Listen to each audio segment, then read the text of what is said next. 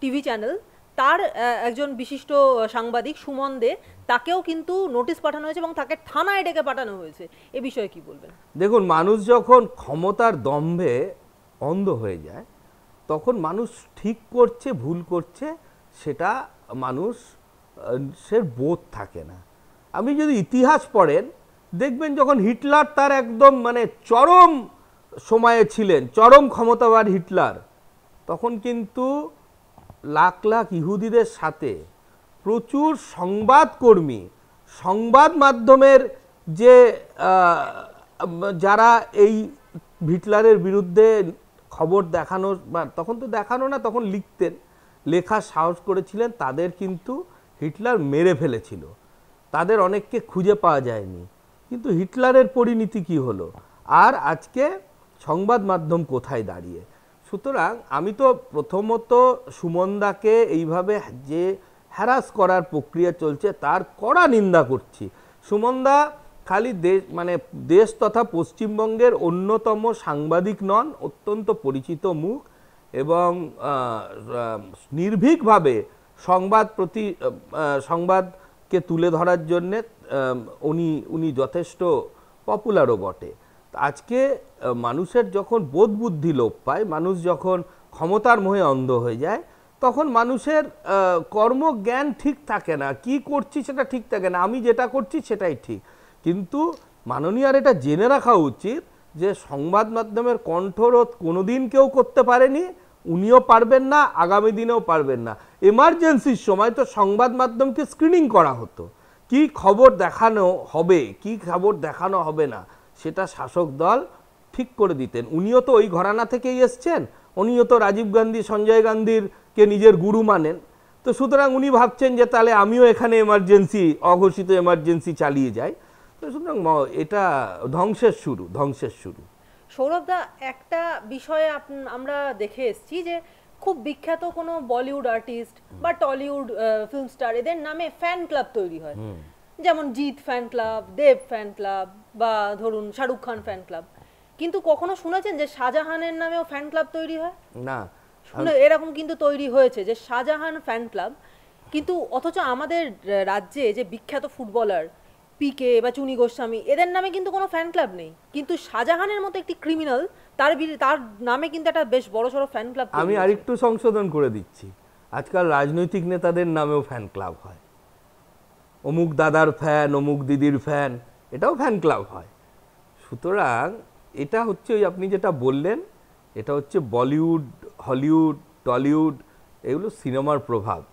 তো শাহজাহান বোধহয় খুব সিনেমা টিনেমা দেখতো, হ্যাঁ, এবং দেখতো যে কি বলে আমি স্বঘোষিত, আমি হিরো।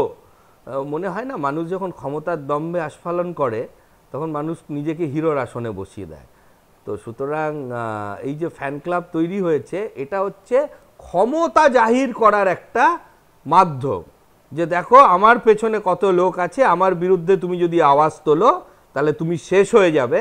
এইটা হচ্ছে ক্ষমতার প্রতিস্ফলন। আমার মাথার উপরে মুখ্যমন্ত্রীর হাত আছে, আমার মাথার উপরে পুলিশের হাত আছে, আমার মাথার উপরে প্রশাসনের হাত আছে। সুতরাং তুমি চাও বা না চাও তোমাকে আমার ফ্যান হতে হবে, এটা হচ্ছে তার একটা নির্দেশ।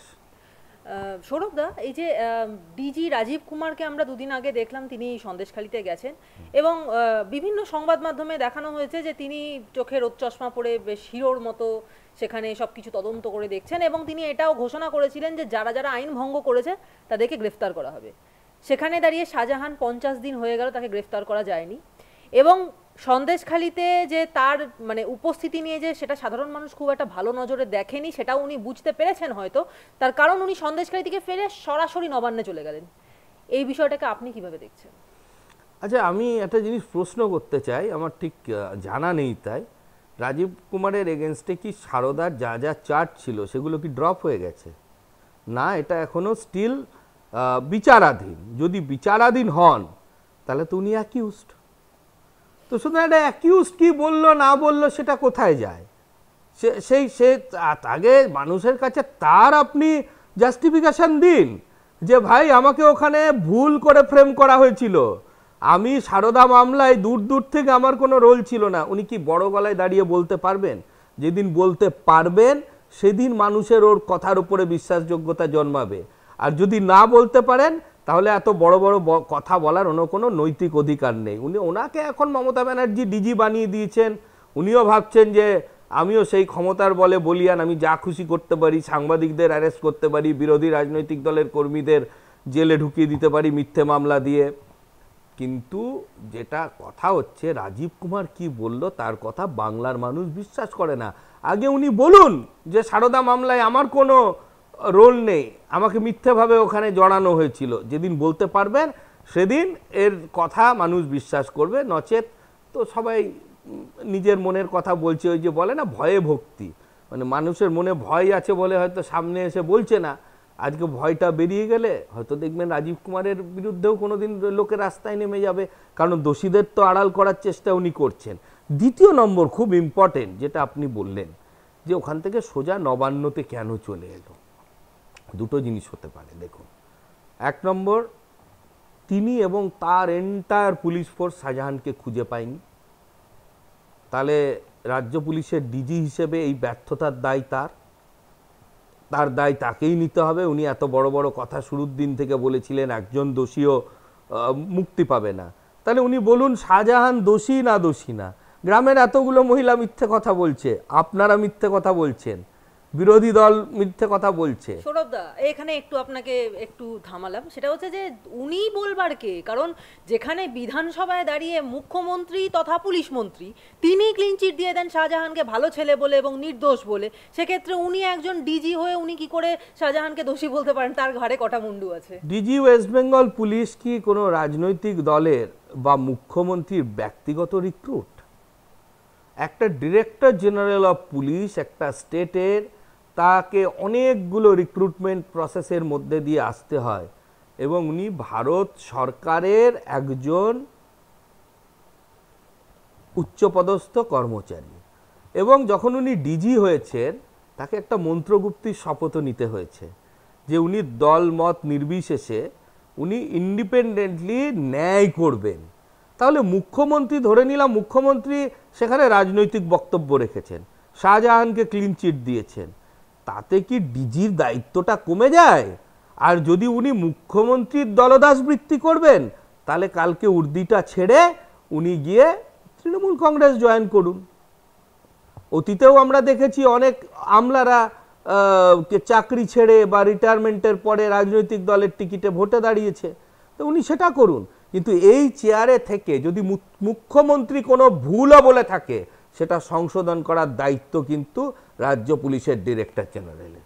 কিন্তু সৌরভদা, এখানে যে আপনি বলছেন যে মুখ্যমন্ত্রী যদি কোনো ভুল বলে থাকেন বা মুখ্যমন্ত্রীর দলদাস বৃত্তি, এই প্রসঙ্গটা এটা তো মুখ্যমন্ত্রীর সঙ্গে আসে না। কারণ যখন তিনি তৃণমূল কংগ্রেসের সুপ্রিমো তখন তার দলদাস বা তখন তার বক্তব্য, রাজনৈতিক বক্তব্যের সমর্থন বা সমর্থন না করাটা আসতে পারে, কিন্তু যখন তিনি মুখ্যমন্ত্রী তখন তো তারও দলমত নির্বিশেষে এই বিষয়টা, এই মন্ত্রগুপ্তি বা এই যে যেটাকে বলে ওথ নেওয়া, এই ব্যাপারটা তাকে নিতে হয়েছে। তাহলে তিনি যখন একটা মুখ্যমন্ত্রী হয়ে, রাজ্যের সমস্ত মানুষের ভোটে নির্বাচিত মুখ্যমন্ত্রী হয়ে তিনি শুধুমাত্র একটি দলের হয়ে কথা বলছেন বা নিজের দলকে সেভ করা বা নিজের দলের যারা গুন্ডা আছে তাদেরকে সেভ করার চেষ্টা করছেন, সেখানে পুলিশকে তো এই দোষে দোষারোপ করা যায়ই না। আচ্ছা, আপনি একটা কথা বলুন, মুখ্যমন্ত্রী তো খালি তৃণমূল কংগ্রেসের মুখ্যমন্ত্রী না, উনি আমারও মুখ্যমন্ত্রী, আপনারও মুখ্যমন্ত্রী, এবং সন্দেশখালীর নির্যাতিত মা বোনেদেরও কিন্তু উনি মুখ্যমন্ত্রী। তাহলে মুখ্যমন্ত্রী যখন নিজের দায়িত্ব পালন করবেন না বা করছেন না, যেটা আমরা দেখতে পাচ্ছি, তখন তো তাকে তৃণমূল কংগ্রেস নেত্রী ছাড়া আর অন্য কিছু ভাবার অবকাশ নেই। উনি মুখ্যমন্ত্রী হিসেবে ব্যর্থ এবং পক্ষপাত দুষ্ট। আমি অন ক্যামেরা বলছি, মুখ্যমন্ত্রী পক্ষপাত দুষ্ট। এবং এই পক্ষপাত দুষ্টতা যেটা মুখ্যমন্ত্রী করছেন, সেটাকে কি প্রত্যেকটা পুলিশ অফিসারকে ফলো করতে হয়? মুখ্যমন্ত্রী তো একটা ইনস্ট্রুমেন্ট, ওনাদের মাইনে আসে রাজ্য সরকারের কাছ থেকে। আজকে মমতা ব্যানার্জি মুখ্যমন্ত্রী আছেন, কালকে যদি না থাকে তাহলে কি ওদের মাইনে আটকে যাবে? ABCD যেই মুখ্যমন্ত্রী হবে তাদের মাইনে তো রাজ্য সরকার দেবে। রাজ্য সরকারের এখন মুখ্যমন্ত্রী নির্বাচিত জনগণের দ্বারা মুখ্যমন্ত্রী হচ্ছে মমতা ব্যানার্জি। কিন্তু উনি ওনার চেয়ারে থেকে যদি উনি ওনার কাজের উপর বিচার না করেন, উনি যদি পক্ষপাতদুষ্ট মুখ্যমন্ত্রী হন, তাহলে মুখ্যমন্ত্রীর আর ওই চেয়ারে থাকার কোনো অধিকার নেই। এবং যদি পুলিশের মেরুদণ্ড থাকে, তাহলে আমার মনে হয় পুলিশকে নিজের কাজটা করা উচিত। কারণ আপনি যেরকম মুখ্যমন্ত্রী বা স্বরাষ্ট্রমন্ত্রীর কাছে রিপোর্ট করেন, সেরকম কিন্তু আপনি ভারতবর্ষের আইনের কাছে, ভারতবর্ষের সংবিধানের কাছেও কিন্তু আপনি দায়বদ্ধ। তাহলে আপনি এই দায়টা কি এড়োতে পারেন? সৌরভদা, একটু অন্য প্রশ্নে আসি। সেটা হচ্ছে যে এই একটা বিখ্যাত সংবাদ মাধ্যম, সেখানে যুক্তিতক্ক বলে একটি অনুষ্ঠান হয়, এবং সেই অনুষ্ঠানে ওপেন ফোরামে বসে কুণাল ঘোষ, তিনি হচ্ছেন বিজেপি তৃণমূলের মুখপাত্র, প্রধান মুখপাত্র, এবং সেই কুণাল ঘোষ তখন বিজেপির একজন বিধায়িকা অগ্নিমিত্রা পাল, তাকে নির্লজ্জ, বেহায়া ইত্যাদি খুব কদর্য ভাষায় আক্রমণ করেছেন। এবং সেটা নিয়ে যখন অগ্নিমিত্রা ফুঁসে উঠেছেন, বা সমস্ত বিজেপির যারা নারী বাহিনী তারা যখন ফুঁসে উঠেছেন, তখন তিনি সাফাই গাইছেন যে যেহেতু অগ্নিমিত্রা পল তিনি কাকলি ঘোষ দস্তিদারকে এই নারদা প্রসঙ্গ নিয়ে কথা বলেছিলেন, তখন তিনি এই বিষয়টাকেই, যে এই যে রাজনীতি হচ্ছে সেইটাকেই নির্লজ্জ বেহায়া বলে উল্লেখ করেছেন। তার কারণ শুভেন্দুও তো সেই নারদার সময়, সেই নারদার ক্যামেরায় ধরা পড়েছিলেন, শুভেন্দু অধিকারী যিনি এখন বিজেপির একজন প্রধান মুখ, তিনিও ধরা পড়েছিলেন, তার কথা তো হচ্ছে না। সেই কারণে তিনি নাকি অগ্নিমিত্রাকে নয়, এই যে ঘটনাটা বা এই রাজনীতিটা, তাকে তিনি নির্লজ্জ এবং বেহায়া বলে দাবি করেছেন বলে বলছেন কুণাল ঘোষ। আপনি কি বলেন? সবার প্রথমে বলি, অগ্নিমিত্রা পাল বিজেপি নেত্রী, অগ্নিমিত্রা পাল বিধায়িকা, পশ্চিমবঙ্গ বিধানসভার একজন। তার থেকেও বড় পরিচয় হচ্ছে উনি একজন নারী। সুতরাং যে দলের শাসনে, যে দলের সরকারে আজকে নারীদের এই অবস্থা, যে গ্রামের মা বোনরা বেরিয়ে এসে বলছে তাদের উপর কিভাবে দিনের পর দিন অত্যাচার হয়েছে, সেই দলের মুখপাত্রর কাছ থেকে একজন মহিলার সম্মান আমরা আশা করি না। উনি যে অসভ্যতা করবেন এটাই স্বাভাবিক, কারণ ওনার দল এই সুরটা বেঁধে দিয়েছে। তো একটু আগে আপনি বলছিলেন না যে বিধানসভায় দাঁড়িয়ে মুখ্যমন্ত্রী বলেছেন শাহজাহান নির্দোষ, শাহজাহানকে ফাঁসানোর চেষ্টা করছে। এটা আসলে দলীয় কর্মী এবং প্রশাসনের কাছে মুখ্যমন্ত্রীর একটা বার্তা ছিল যে শাহজাহানকে কিচ্ছু করা যাবে না, এই বিষয়ে কে চেপে দিতে হবে। তো আজকে কুণাল বাবু এই যে সেই যে সুর বেঁধে দিয়েছেন মুখ্যমন্ত্রী, সেই সুরে কথা বলছেন। কিন্তু পশ্চিমবঙ্গে আজকে নারীদের যে সম্মান এবং নারীদের যে সিকিউরিটি, সেটা কোথায় গিয়ে দাঁড়িয়েছে সেটা কিন্তু উনি এক্সপোজ করে দিলেন। যে আমার দল নারীদের সম্মান করেন না, নারীদের ইজ্জত গেলেও আমাদের কিছু আসে যায় না, আমরা প্রকাশ্যে কোনো নারীকে অপমান করতে পারি, আমরা প্রকাশ্যে কাউকে যা খুশি তাই করতে পারি। আচ্ছা, ওনার বিরুদ্ধে তো শুনলাম থানায় এফআইআর হয়েছে, আর আমি যতদূর শুনেছি কোনো মহিলা যদি এফআইআর করে যে তাকে অসম্মান করা হয়েছে, সেটা 0 এফআইআর হতে পারে, ভারতবর্ষের যে কোনো জায়গা থেকে হতে পারে, এবং পুলিশের ইমিডিয়েট অভিযোগকারিনীর বয়ানের ভিত্তিতে যার বিরুদ্ধে অভিযোগ তাকে ডেকে জিজ্ঞাসাবাদ করা উচিত। 24 ঘন্টা হয়ে গেছে, জিজ্ঞাসাবাদ হয়েছে কি? এখানেই বার্তাটা স্পষ্ট। কুণাল ঘোষ কিন্তু আরও একটা অভিযোগ করছেন যে এই যে ওনাকে দাগিয়ে দেওয়া হচ্ছে উনি নারী বিরোধী বলে, সেখানে এই বিষয়টাকে উনি তীব্রভাবে অস্বীকার করছেন। কারণ উনি বলছেন যে যখন শুভেন্দু অধিকারী মমতা বন্দ্যোপাধ্যায়ের বিষয়ে চোর মমতা শব্দটা উল্লেখ করছেন, কই তখন তো কোনো টকশো বসছে না। তাহলে এক্ষেত্রে কেন এত প্রশ্ন উঠছে যে আমি যখন এই কথাগুলো বললাম যে নির্লজ্জ বেহায়া, তাতে কেন লোকে এত ফুঁসে উঠছে? যখন শুভেন্দু অধিকারী বলছেন চোর মমতা, তখন তো কেউ ফুঁসে উঠছে না, কোনো টকশো বসছে না। কি বলবেন? চোরকে চোর বলবে, এটার মধ্যে আর নতুনত্ব কি আছে? চোরকে চোর বলেছেন। মুখ্যমন্ত্রী তো রাজ্যের সর্বোচ্চ ক্ষমতার অধিকারী নেই, তো চোরকে উনি যদি ওনাকে যখন চোর বলা হয়েছে এবং প্রকাশ্যে বলা হয়েছে, জনসভা থেকে বলা হয়েছে, বিধানসভার মধ্যে বলা হয়েছে, উনি তো একটা মানহানির মামলাও করতে পারতেন কমসে কম, উনি যদি চোর না হতেন। তো তাহলে যখন করেনি, তখন আমরা ধরে নিচ্ছি যে ওনার সম্মতি আছে, মৌনম সম্মতির লক্ষণম। তো তার মানে তাহলে যে একটা জিনিসকে যদি আমি স্বীকার করে নিই যে আমি তাই, তাহলে সেটা নিয়ে তো আর বিতর্ক হয় না। টক শোতে কী হয়? বিতর্ক হয়। টক শোতে আপনারা যে টক শো হোস্ট করেন, সেখানে বিতর্ক হয়, পক্ষে একদল বলেন, বিপক্ষে একদল বলেন। কিন্তু আমি যদি বলি যে হ্যাঁ আমি এটাই, তাহলে কি সেখানে কোনো বিতর্কের অবকাশ আছে? তো মুখ্যমন্ত্রীকে চোর বলা হয়েছে, মুখ্যমন্ত্রী যদি চোর না হন, উনি তার প্রতিবাদে কি বলেছেন এটা একটু আমার জানার ইচ্ছে থাকলো। এই যে যুক্তিতক্ক, যেখানে কুণাল ঘোষ এরকম একটা মানে অশালীন কথা বলেছেন অগ্নিমিত্রা পলের বিরুদ্ধে, সেইখানেই এই যে সন্দেশখালীর যে নির্যাতিতা মহিলা, তাদের মধ্যে 4 জন উপস্থিত হয়েছিলেন, আমরা দেখেছি। হ্যাঁ, নিশ্চয়ই। এবং সেই 4 জন মহিলার সঙ্গে যখন ওখানকার হোস্ট তিনি কথা বলছিলেন, তখন কুণাল ঘোষ হঠাৎ করে মানে বলতে শুরু করেন যে আপনারা এখানে মুখ ঢেকে এখানে নাটক করছেন, রাস্তাঘাটে যখন আপনারা প্রতিবাদ করেন কখনো তো দেখিনি আপনাদের মুখ খোলা, এইখানে এসে আপনারা যেসব যা করছেন সেগুলো সমস্তটাই নাটক করছেন, সমস্ত অভিযোগ ভুয়ো। এবং এই যে মুখে কাপড় থাকে না যখন রাস্তাঘাটে আপনারা তখন ইয়ে করতে আসেন, আপনারা প্রতিবাদ করছেন, আন্দোলন করছেন। আমি নিজে গ্রামের ছেলে, তো গ্রামে বড় হয়েছি অনেক বয়স অবধি। আমি দেখেছি যে গ্রামের সাধারণ মহিলা যারা হন, বাড়িতে একজন অপরিচিত মানুষও যদি চলে আসেন, তারা মাথায় সাথে সাথে কাপড় দিয়ে মুখটা ঢেকে নেন। সেই মা বোনেরা যখন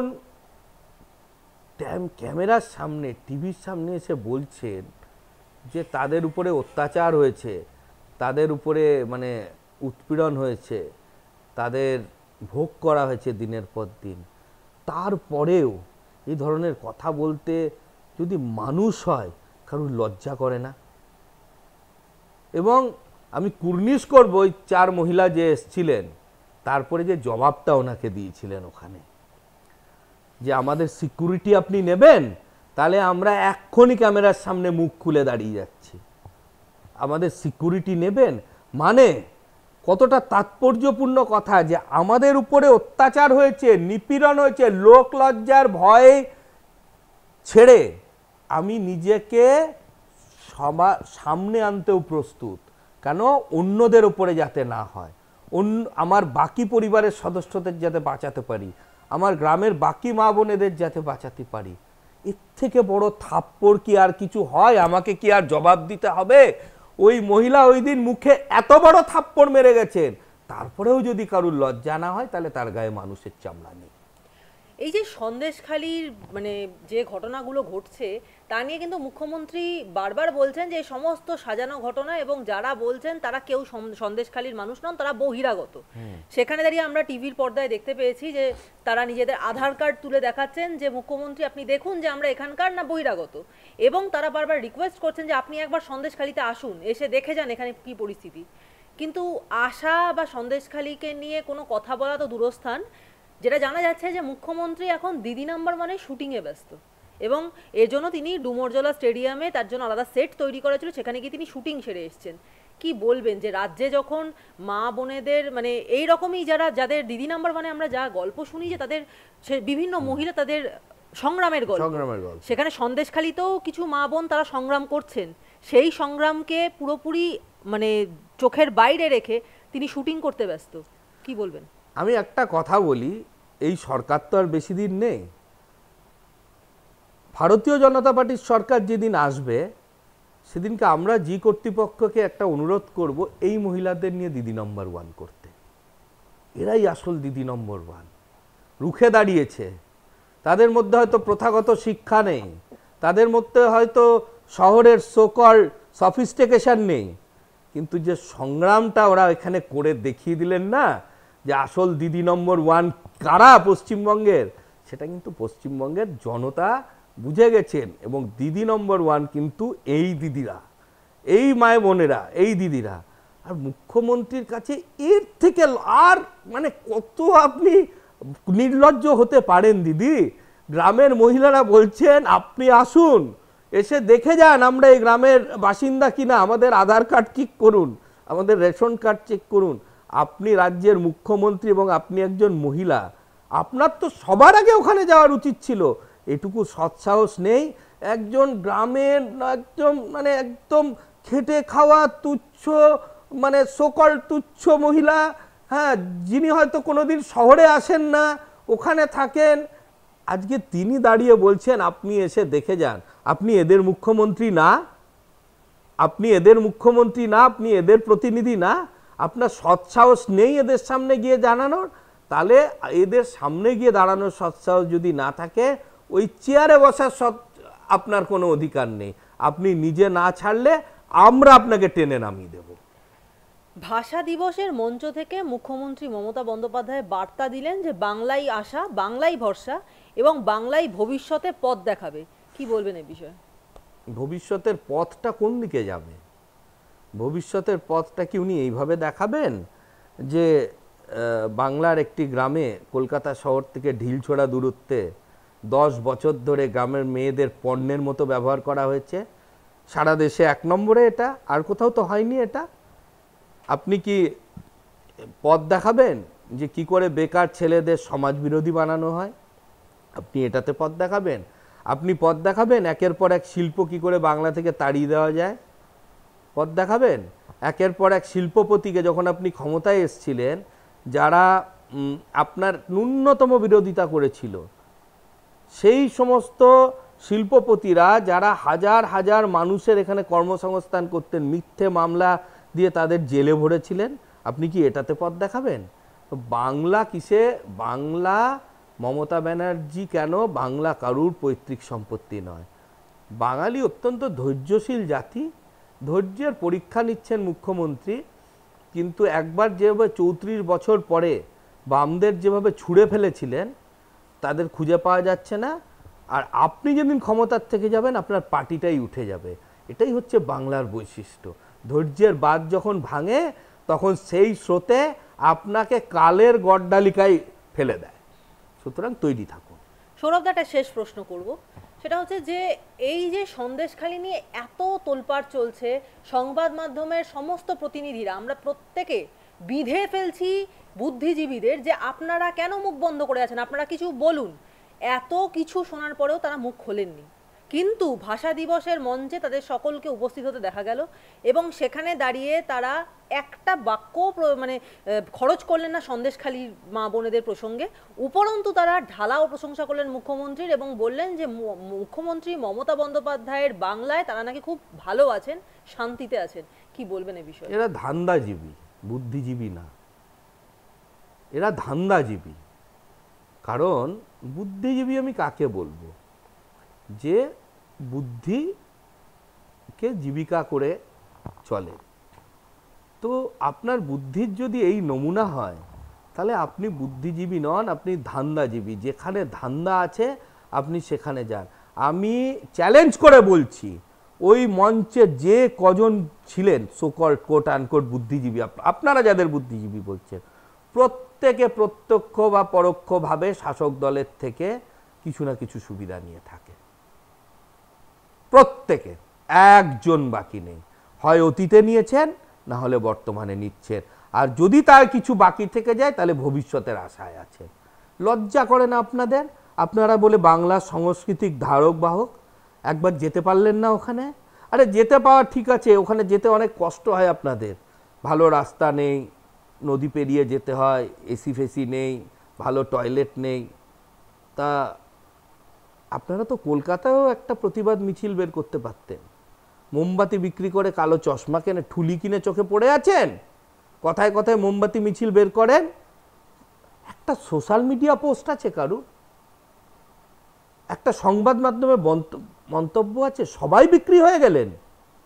এবং আমি আবার বলছি যে কথাটা শুরু বলেছি, হয় অতীতে সুবিধা নিয়েছেন, না হলে এখন সুবিধা নিচ্ছে, আর না হলে ভবিষ্যতের জন্য কোনো বড় প্রতিশ্রুতিতে বিক্রি হয়ে গেছেন এই ধান্দাজীবীরা। এদের কথা আর জিজ্ঞেস করবেন না আমাকে।